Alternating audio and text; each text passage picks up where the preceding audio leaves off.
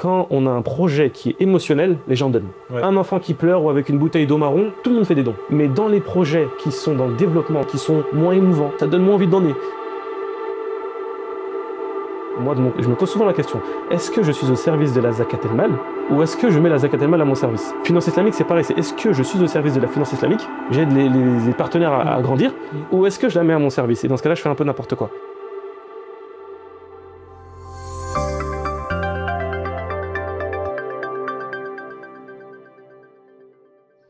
Assalamu alaikum, bienvenue dans ce nouveau podcast, cette nouvelle vidéo selon d'où vous nous suivez.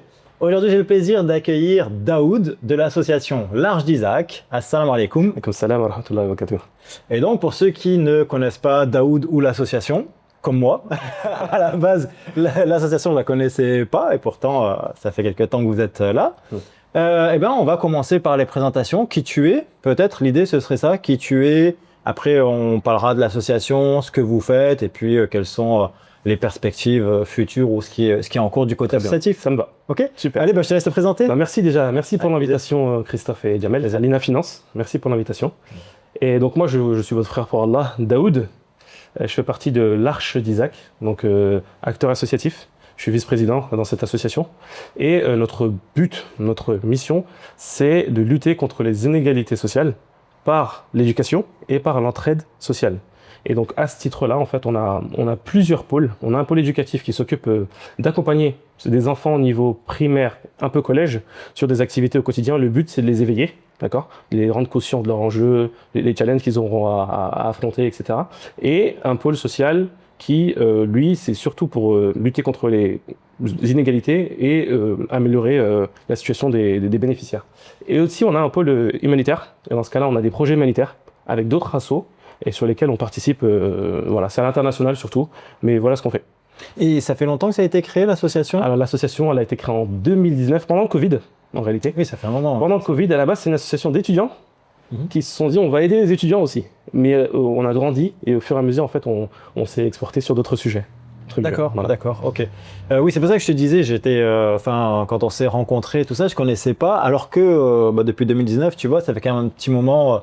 J'avais vu sur le site aussi les 100, enfin je sais plus comment il s'appelle le site là, où les musulmans. Exactement. Et je disais, bah tiens, ils sont là, et moi je connaissais pas. C'est vrai qu'on est adhérent chez les musulmans. En fait, ce à quoi ils nous aident, c'est nous faire gagner en maturité, parce qu'on est une asso jeune, en réalité 5 ans pour une association. C'est rien du tout. Là, je ne sais pas l'Ina Finance à combien d'années, mais en fait, les associations matures, en réalité, ont plus de 10 ans. Et même apparemment, c'est les organisations qui sont plus de 10 ans qui commencent à être structurées. Et nous, en fait, on est tout jeunes, donc on a besoin un peu de ces mentors pour nous aider à évoluer. Et tu étais là à l'origine ou tu es venu Non, par la suite, je suis arrivé par la suite. En fait, c'est intéressant parce que le pôle zakat el-mal, en fait, c'est moi qui l'ai fondé avec d'autres personnes qui aujourd'hui ne sont plus là. Et en fait, simplement, j'étais en cours, j'étais étudiant en sciences islamiques et j'étais en cours avec mon professeur en France. Et on parlait des sujets et on a abordé la finance islamique et la zakat el-mal, qui est un élément de la finance islamique aussi. Et moi, simple, je suis étudiant, je me dis, mais ce qu'il me raconte, c'est incroyable. Tu vois, il parle de l'époque de Omar ibn al-Khattab, les califes, la zakat, Baytul Mal, etc. Et en fait, quand on étudie ce pan-là de l'histoire islamique, on se dit, mais en fait, c'est incroyable ce qu'ils ont réussi à faire dans l'âge d'or islamique. Et je me dis, mais pourquoi ce qu'il nous dit, je ne le retrouve pas dans la vraie vie? Et je me suis dit, c'est simple, pour moi, l'apprentissage, en réalité, c'est ce qu'on met en pratique. Parce que sinon, c'est juste des paroles en l'air. Et de tout ça, en fait, de bout à bout, en fait, on a créé ce pôle-là, dans le social, dans l'association. Et du coup, ça fait 4 ans qu'on exerce et qu'on collecte, qu'on redistribue et qu'on suit aussi les bénéficiaires. Donc, on a 3 missions. Collecter, distribuer et suivre aussi les bénéficiaires dans ce chantier-là.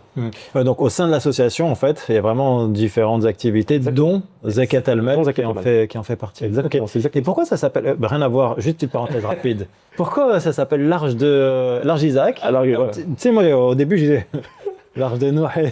Ils m'ont posé la question tout à l'heure, donc c'est marrant. Ah, excuse-moi, mais l'idée derrière l'Arche, c'est comme l'Arche de Noé. S'il y a un bateau, monte avec nous, et on essaie de s'entraider les uns les autres pour se sauver, entre guillemets. C'est un peu le tafsir du verset quand Allah SWT dit dans Surat al-Asr wa tawasaw bil haqqi wa tawasaw bis sabr. En fait, c'est venons s'enjoindre mutuellement la vérité et la patience. Venons s'entraide, tu vois. Et c'est un principe essentiel dans notre foi, c'est l'entraide, justement. Et Isaac, en fait, c'est les 3 fondateurs qui ont fait un jeu de mots et qui l'ont construit. Mais t'es pas le seul à me poser la question. C'est ça, ok. Mais c'est ça, voilà. Oui, c'est vrai. Enfin, c'est un élément tout de suite qui interroge quand on n'est pas. Donc voilà. Donc au moins ça c'est fait, c'est dit, c'est réglé, on a l'histoire. Voilà. Vous êtes combien aujourd'hui? Aujourd'hui, bénévole. On a le dernier recensement qu'on a fait, on l'a fait il y a quelques mois. On est 83. D'accord. Après, dans les 83, on a 20 qui sont vraiment engagés, investis, c'est le noyau. Mais 83, c'est énorme. Je me souviens. Ouais, ça fait une grosse équipe. Hein. Ça fait une grosse équipe. Anecdote, c'était marrant, avec les Restos du Cœur, à un moment, on a fait une action dans le social, on collectait, on distribuait des colis alimentaires pour les familles. Et après, on avait fait un rétexte. Et il y avait les mosquées de la ville, il y avait les Restos du Cœur, il y avait les chrétiens de la ville. Donc, c'était une initiative, en fait, avec beaucoup de communautés. Et ils nous ont demandé, on était combien de bénévoles. Et quand on a répondu au Restos du Cœur, le nombre de bénévoles qu'on était, sachant qu'avant, on était plus de 200 quasiment, on était très actifs, en fait, on attirait beaucoup les étudiants. Et la dame, elle nous a regardé, elle nous a dit, mais vous êtes énorme, tu vois. Alors que c'est les Restos du Cœur, mais comme il manque de bénévoles, parce que la dynamique des jeunes, elle n'existe pas dans ces assos-là, mais beaucoup de bénévoles. Voilà. Mais c'est vrai qu'ils sont souvent, on voit des campagnes de chez eux demandant des bénévoles. Et c'est vrai que nous, dans la communauté, quand même, on peut regrouper quand même pas mal de monde sur des opérations, justement. Mais on sait que les musulmans, de toute façon, de manière générale, sont très, très, très généreux.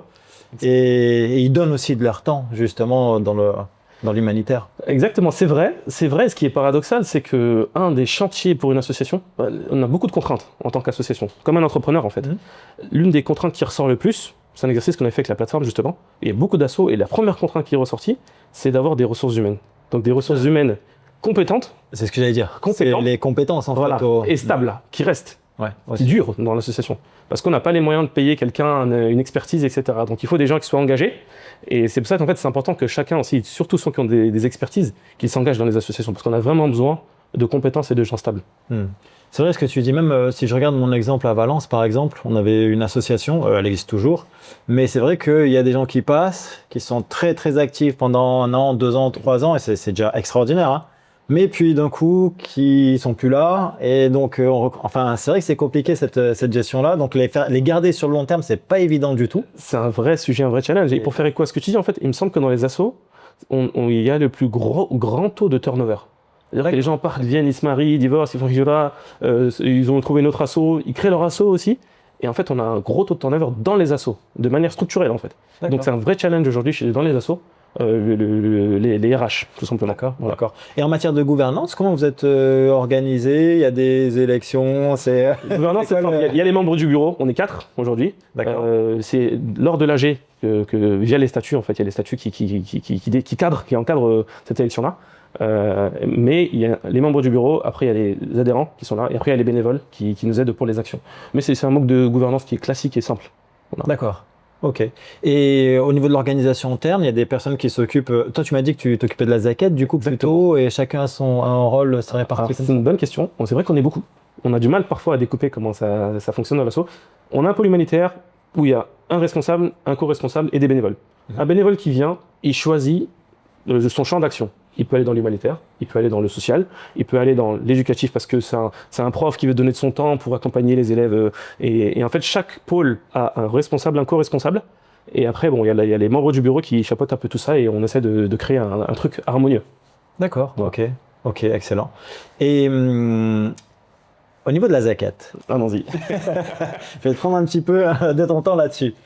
Moi, souvent, donc bien sûr, moi je suis le conseiller de nombreux musulmans qui sont plus ou moins fortunés, on va dire plutôt fortunés, et donc quasi tous bien sûr assujettis à la zakat. Ils me demandent régulièrement à quelle association on pourrait donner. Et c'est une question que moi je trouve vraiment très délicate en fait. J'ai beaucoup de mal à répondre parce que je m'interroge toujours sur comment assurer la confiance, tu vois, comment être certain, surtout sur la zakat. Sur sadaqa, à la limite, tu vois, bon, on peut être un petit peu moins regardant, à la limite. Mais sur la zakat, où il y a des règles précises, donc de combien on doit donner, ça, nous, on peut le gérer avec les clients, il n'y a pas de souci, mais une fois que, ok, on a déterminé le montant, il faut qu'elle aille entre les mains des bonnes personnes, et il y a quand même un chemin entre je donne ma zakat et elle arrive entre les mains des bonnes personnes à la fin. Comment ça s'organise, ça se matérialise chez vous, cette partie-là? Alors, je vais essayer d'être synthétique, sachant que c'est une vraie bonne question que tu poses, Christophe. Juste en intro, pour l'angle d'analyse qu'on va attaquer, c'est en une question, c'est est-ce que l'asso, elle travaille pour l'ayant droit ou pour le donateur. En fait, c'est un vrai sujet, selon moi, pour avoir discuté avec plusieurs cadres associatifs, c'est est-ce qu'en fait tu travailles pour le bénéficiaire ou pour le donateur? Et en fait, en fonction de l'association, comment elle se positionne, sachant qu'il n'y a pas de mauvaise réponse en réalité, la bonne réponse, elle est entre les deux. Souvent, tu as des assos qui collectent et qui font l'action que pour le bénéficiaire. Et du coup, pas de transparence envers le donateur. Alors que si tu prends en compte l'aspect du donateur, il t'a donné, je lui dois des comptes, tu changes automatiquement ton prisme en fait. Et tu te dis, il m'a donné 1, il faut que dans tout le process, j'arrive à lui dire que ton 1, où est-ce qu'il a été orienté. Et ça changerait dans si les assos réfléchissaient comme ça. Mais nous, en l'occurrence, dans notre cas, en l'espèce, ce qu'on fait, en fait, on collecte les zakat el-mal. En parallèle, on a un formulaire où les gens nous demandent, en fait, j'ai besoin de zakat el-mal, etc., j'ai une dette, où on analyse des revenus, etc. Donc, on collecte les réponses du formulaire. On a un comité avec une assistante sociale, parfois plusieurs. On est très souvent plus de 3 pour pouvoir avoir suffisamment d'échanges et pouvoir prendre la décision la plus qualitative possible. Ensuite, une fois qu'on a tranché, parfois c'est long, parce qu'il y a des cas qui sont très compliqués, on oriente la zakat el-mal vers ce bénéficiaire-là. Donc c'est comme ça qu'on procède. Et après on fait le suivi du bénéficiaire, on revient vers lui 6 mois après. On ne fait pas tout le temps, il y a des dossiers qui ne nécessitent pas ce suivi-là, mais pour certains dossiers, c'est nécessaire. Ensuite, une fois que la personne a eu son don, on lui demande de faire, à l'époque on le faisait, on le fait encore toujours, mais plus on grandit, plus c'est difficile. Parce que ce qu'on faisait d'ailleurs, c'est le bénéficiaire faisait un audio à la personne qui avait donné. Donc c'est-à-dire on arrivait à collecter les numéros de téléphone, ou parfois on envoyait par mail, et elle avait en direct l'audio du bénéficiaire qui a bénéficié de sa zakat el-mal. Et nous, c'est notre stratégie, en fait, ça a bien fonctionné. Ceux qui veulent la prendre, prenez-la. Mais c'est lourd en termes de gestion. On va servir RGPD, je crois que t'as la PNUL qui va tomber dessus. Mais c'est vrai qu'une asso, mais c'est vrai que c'est un sujet intéressant. La RGPD, les assos, on n'est pas staffé pour répondre. Mais si on collecte de la donnée pour justifier nos actions, on a le droit, en fait. Après, bon, on n'a pas les mêmes risques qu'une entreprise, mais le bénéficiaire, en fait, celui qui donne le zakat el-mal et qui reçoit l'audio du bénéficiaire, en général, c'est très très bien accueilli. Ah bah oui. Et il revient. Et il en ramène 2 ou 3. En fait, c'est une croissance organique, tu vois. Oui, donc la transparence, tu vois, donc tu es en train d'expliquer que quelque part, la transparence, c'est essentiel parce que justement, ça permet de rassurer la personne qui donne et donc de lui permettre de revenir et même d'amener des personnes autour de cette personne qui sont aussi assujetties à la zakat, par exemple. Exactement, mais je pense qu'aujourd'hui, c'est vraiment un point d'effort de notre communauté sur de notre gestion associative. Même des mosquées, d'ailleurs, c'est le même problème. C'est des assos aussi, d'ailleurs. C'est la transparence vis-à-vis du donateur. C'est là notre point d'effort communautaire où on doit s'améliorer. Ce qu'un donateur doit comprendre aussi pour adopter l'autre côté, on a fait vision donateur, mais vision asso, les assos ont tellement de contraintes. Et ça, c'est important que les donateurs le comprennent. On a les contraintes RH qu'on a évoquées tout à l'heure, on a les contraintes financières, c'est-à-dire comment, là, ce que je vous évoquais, en fait, nous, le temps qu'on a passé dessus, ça nous a demandé énormément de temps et c'est pas notre activité principale. D'ailleurs, on touche 0 € dessus. On a touché 0 € depuis qu'on a fait zakat el-mal. Les contraintes administratives et légales, en fait, on perd tellement de temps à se mettre aux normes, à remplir des documents, des formulaires, qu'en fait, on n'est même plus dans l'opérationnel. En fait, on devient on a tellement peur, par exemple, de se faire fermer nos comptes bancaires. Et ça, on passe beaucoup de temps, en fait, à côté de l'opération. Et c'est pour ça que parfois, on peut manquer de transparence, je pense. Je parle au nom des assos, pas toutes, mais en fait, ça prend vraiment du temps. Et quand tu n'as pas les ressources, les salariés ou une vraie équipe staffée pour le faire, et parfois en fait l'équilibre se perd. C'est ça qui est compliqué à avoir.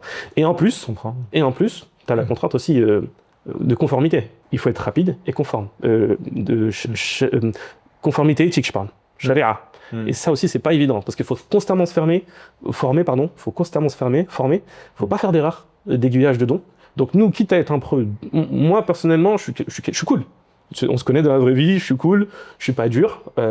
Mais quand je passe en mode zakat el-mal, je suis sans pitié.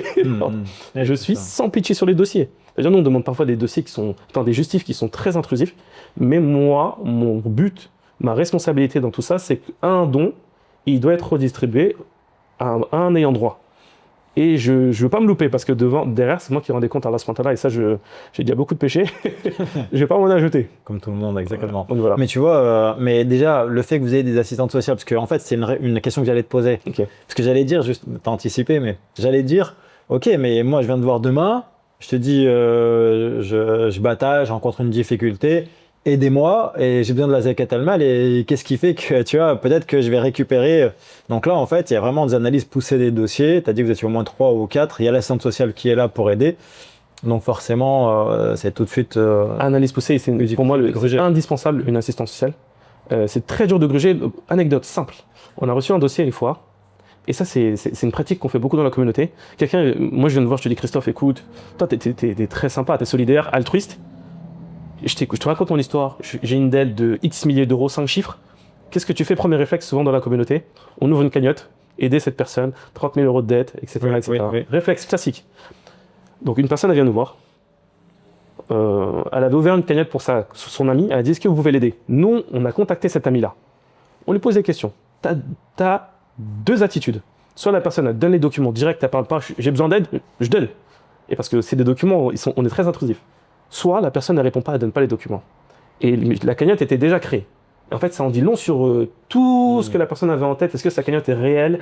Est-ce que vraiment elle a besoin d'aide? Et en fait, il y a tellement malheureusement de gens malhonnêtes dans ces domaines-là qu'il faut faire attention. Mais tout ça, encore une fois, ça demande du temps.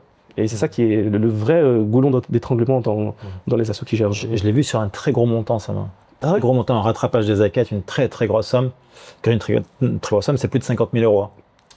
Pour une personne qui est de la famille, qui se disait dans la difficulté, tout ça. Et visiblement, c'était une arnaque. Voilà. Et donc ça, je l'ai vu de mes propres yeux. Et je te dis, c'était même plus que 50 000 euros, même bien plus que 50 000 euros en réalité. Dans le social, c'est connu. Nous, quand moi, je travaille avec l'assistance sociale, elle a dit, mais Daouda, dans le social, mais il y en a plein qui trichent. Et en fait, quand on n'est pas dedans, on se dit, mais c'est pas possible, tu vois, t'as pas besoin d'aide, tu demandes pas. T'es en train de prendre le droit de quelqu'un d'autre, tu vois. Et ben non, les gens ont malheureusement pas manque d'éthique.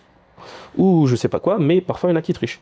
Et c'est ça la valeur ajoutée en fait d'étudier le dossier, de prendre le temps, d'étudier les documents, de demander les documents, d'avoir une assistante sociale. Et d'ailleurs même, en général, on épuise des pistes sociales avant de donner zakat al-mal. Et après, il y a des situations qui sont très urgentes, on aide directement, mais c'est bien aussi de renvoyer vers une assistante sociale qui peut aussi, une vraie assistante sociale, parce qu'en fait, celle qui travaille dans notre structure, elle ne peut pas aider comme aide une vraie assistante sociale du département ou de la ville, etc. Ça, c'est des choses à savoir. Et moi, j'ai beaucoup appris et je respecte énormément les assistantes sociales, parce que j'ai beaucoup appris, et c'est un métier qui est difficile en réalité. Ah ben bien sûr, oui. Très difficile, ouais. Et au niveau de... On reste sur la transparence. Du coup, vous êtes en train de voir pour éventuellement être validé par un comité de conformité. C'est ça un peu comme nous, on l'est sur nos produits. C'est ça Exactement. Donc, tu comprends bien. Dans le cadre, on a une opération là pendant Ramadan. L'objectif, c'est d'aller aider au moins 300 étudiants. On est en partenariat avec vous et une association. Où via un process en fait, on va récupérer des dossiers d'étudiants. Le but c'est d'aider les 300 et pour cela, on est dans un process avec un partenaire où on doit se structurer et répondre à un cahier des charges. Répondre à un cahier des charges pour que notre programme il soit certifié. Donc c'est une démarche pour une asso avec toutes les contraintes, c'est vrai que c'est un peu lourd, mais je pense que c'est indispensable en fait. Et avec du recul, malgré que ce soit lourd, en fait, si beaucoup d'assos tendaient à faire ça, je pense que la Oumma, le niveau de la communauté s'élèverait. Le problème aujourd'hui, en fait, j'ai l'impression, moi, c'est que quand t'as pas tous ces tampons, toutes ces validations, même si c'est pas vrai, ça laisse quand même sujet à interprétation, à doute, tu vois.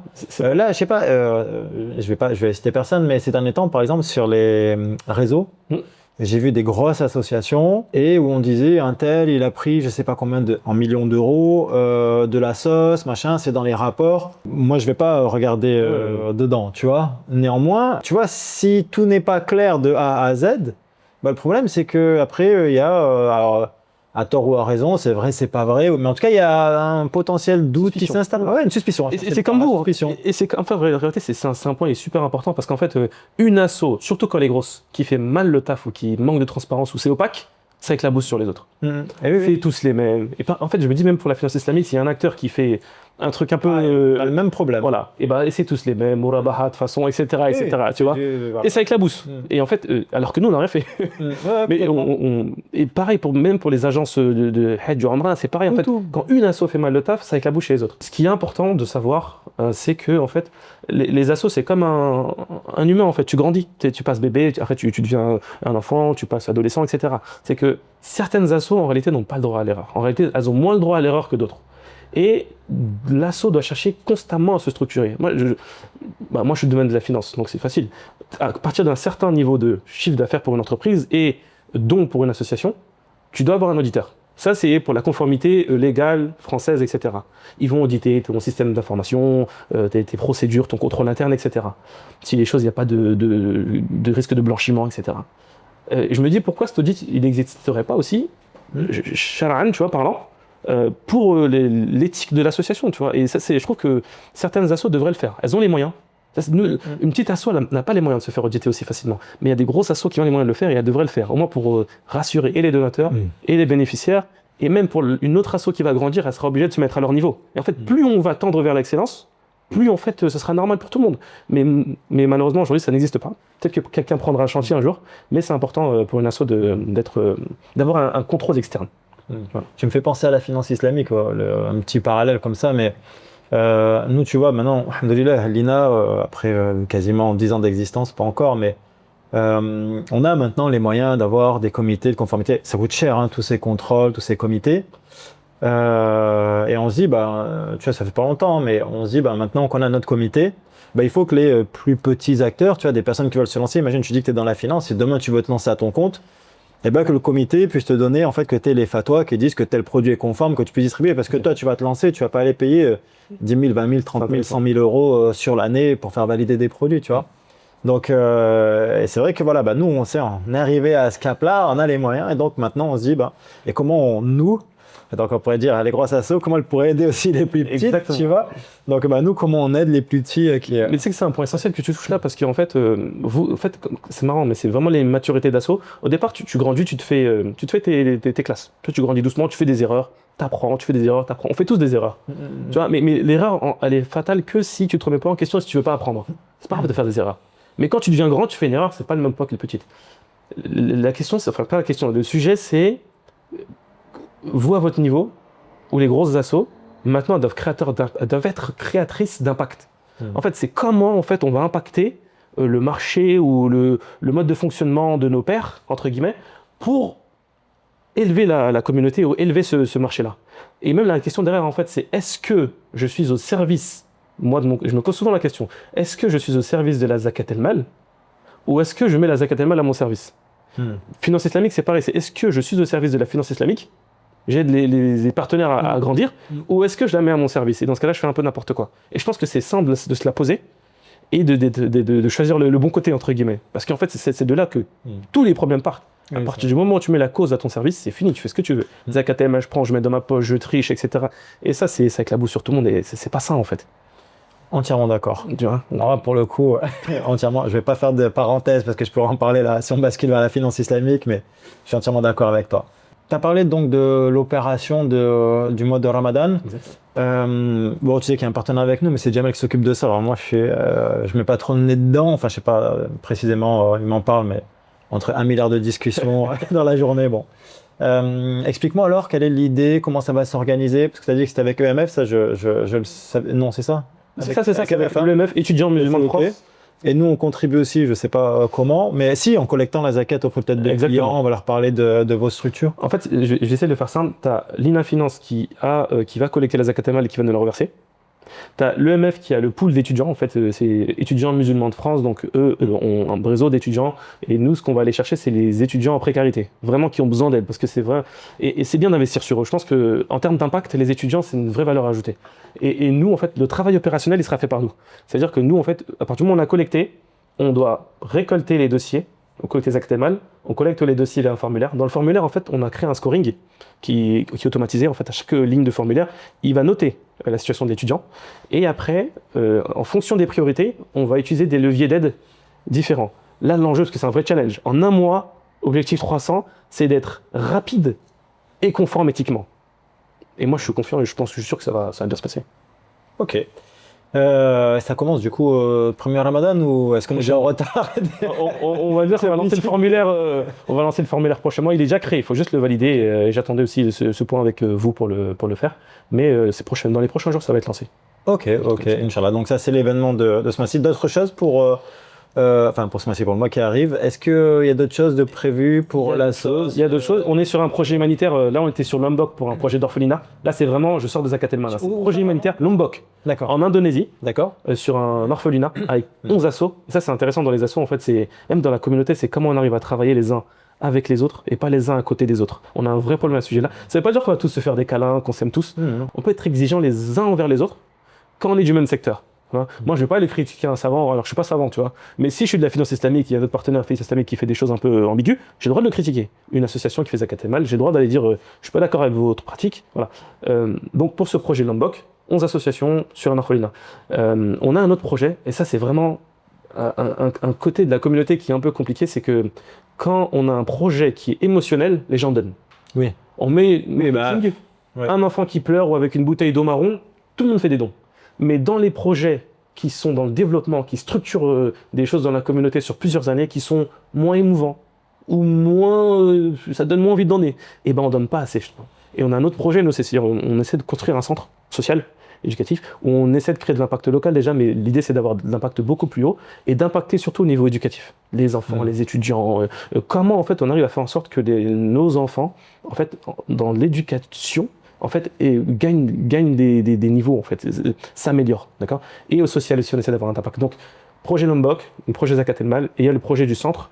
Ça, c'est un projet long terme, donc si les gens veulent participer, etc., donc ils peuvent le faire via notre site, sur le site. Ok, et ils peuvent sur le site choisir directement ce qu'ils veulent faire, ce qu'ils veulent soutenir, c'est ça? Les programmes sont sur le site, Zakat el-Mal, le projet et le centre. J'appelle le centre, mais en fait, c'est un terrain qu'on a déjà acquis, et là, on essaie de le construire. Mais c'est un projet moyen terme, on va dire. Donc voilà. Ah d'accord, vous avez déjà acheté le terrain. On a déjà acheté le terrain, c'est la première phase. Ah, on a bossé, alhamdoulilah. Ouais, mais c'est important de soutenir les assos qui ne sont pas forcément dans l'urgence. Oui, mais c'est ce que tu dis en fait. C'est que il y a plein de... Enfin, je ne saurais pas dire ça, mais il y a plein d'assos, tu as l'impression des fois qui jouent un peu, tu vois, toujours sur l'émotion. Ouais. Ils vont aller faire un film à tel endroit. Moi, je l'ai vu. J'étais au Maroc, donc quand il y a eu le tremblement de terre, par exemple. Ouais. J'ai vu des trucs, j'étais à Marrakech et ça a bougé quand j'y étais, mais ça m'a un peu déçu, tu vois. Je voyais beaucoup de vidéos de ci, de ça, et je voyais que derrière, en fait, c'était tout et n'importe quoi, c'était désorganisé, c'était tout. Les gens collectaient des ressources incroyables, et puis il n'y a aucun camion qui arrivait réellement à destination. Les gens, tu les laissais mourir, en fait, dans les villages, parce que... Donc, on joue beaucoup, en fait, c'est sur le visuel. D'ailleurs, moi, ça me dégoûte un petit peu. Enfin, pour moi, c'est difficile beaucoup de regarder, ou même des fois, tu vois, j'aime même plus regarder parce que je me dis, tu sais, je me dis, attends, est-ce que vraiment derrière, ils jouent pas sur les émotions pour, tu vois, c'est pas évident. Il y a un truc qu'on a appris récemment en formation avec la plateforme, c'est en fait ce qui est pas évident pour une asso. En fait, nous, par exemple, sur Zakat el-Mal, il y a 3 agents on va dire dans l'écosystème. Il y a le donateur, l'asso, le wakil, le mandataire et le bénéficiaire. Ça veut dire qu'en fait, celui qui est un peu plus éveillé, ou qui est un peu plus conscience des choses, il doit impacter le reste. C'est-à-dire que même en termes de psychologie du donateur, l'asso doit impacter en fait. C'est-à-dire que faire prendre conscience, c'est ce qu'on fait aujourd'hui en fait ici, c'est de dire faire prendre conscience au donateur qu'en fait c'est pas parce qu'il y a une belle vidéo, un enfant qui pleure qu'il faut donner en fait, tu vois. Il y a d'autres initiatives qui sont beaucoup plus intéressantes pour la communauté à long terme, et ben investissons là-dedans aussi. Hein, et qu'on arrête d'envoyer des sous à des assos qui sont opaques en fait, ou alors on leur demande de la transparence. Et pas les champions du monde du marketing, c'est eux qui collectent le plus. Ok, mais par contre faites-nous voir derrière ce qui se passe réellement et donnez-nous. Exactement. Ouais, entièrement d'accord. On a le même problème en finance islamique. Pareil, dans le halal, pareil. Dans le halal, c'est pareil. Mais en fait, si tu veux, tu prends tous les sujets. Il y a des gros budgets qui te font des campagnes marketing, donc ils ont encore plus de budget. En fait, quand tu regardes dans le détail, bah, tu vois que c'est complètement... Enfin, c'est pas... Exactement. Mais en fait, c'est vraiment quand tu mets une cause à ton service. En fait, c'est facile. Demain, on crée une asso, toi et moi. Je donne un exemple simple. On crée une asso. Qu'est-ce qui fonctionne bien dans la communauté Ramadan? Puis, on appelle de tous les noms qu'on veut. Puis 100, puis 200, puis 300, puis au carré, ce qu'on veut. On lance une asso, on dit on collecte des puits, donnez-les des dons, on met des enfants avec les gens vont donner, tu vois. Et après, comme on sait que derrière cette cagnotte, on va collecter beaucoup, et ben on se dit, écoute Christophe, on commence à grossir là.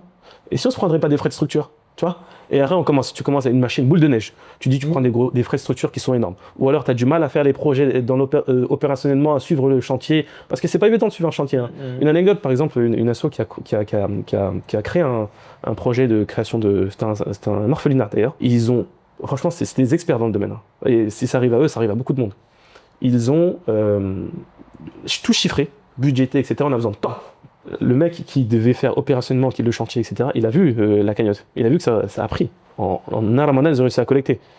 Et dans ce pays, la particularité, c'est qu'il n'y a que des locaux qui peuvent travailler pour ce projet-là. Et en fait, il a vu, il a dit, moi, je change mes tarifs, tu vois. Et en fait, t'imagines toutes les galères que tu as. C'est-à-dire, opérationnellement, pour faire en sorte qu'un projet soit mené à bien, c'est pas évident. Il faut une certaine expertise. Il faut des contrats, il faut screener les partenaires, les banques, en fait, qui te matraquent avec les virements internationaux. Tu as une liste de pays en fonction des codes couleurs, et en fait, tu peux pas faire ce que tu veux. C'est pas évident. Donc, faire tout ça, collecter beaucoup, sans redistribuer, ça peut être un piège aussi. C'est pour ça qu'il faut prendre son temps. Dans les assos, c'est dangereux. Jouer avec les dons, éthiquement, c'est pas noble, entre guillemets. Écoute, on reste sur une note positive. Voilà. Note positive, l'opération Zakat là, qui arrive avec un max de transparence. Voilà, donc au moment d'Allah partenariat. Au moment d'Allah passer pour cette opération, qu'il aide les étudiants qui sont dans le besoin. Mais franchement, pour la note positive, c'est important que tu dises d'ailleurs, franchement, il y a énormément d'assauts qui font un taf monstre et qui sont là, qui sont visibles et qui travaillent en coulisses. Moi, je les vois, je les ai rencontrés, franchement, je les respecte et je leur demande à Allah qu'il augmente dans leurs œuvres et qu'ils les récompensent pour leurs actions. Mais franchement, la communauté est belle, il y a de beaux acteurs et on a tout intérêt, nous tous, à grandir ensemble et partager aussi mutuellement les connaissances pour s'améliorer encore plus. J'ajouterai rien de plus. Barakallahu fik, Daoud. Merci beaucoup pour ton temps, nous avoir rendu visite ici pour tourner cette vidéo. Merci à vous également. On se revoit sous peu, Inch'Allah. Et je vous dis à bientôt pour un prochain épisode. À bientôt, Inch'Allah.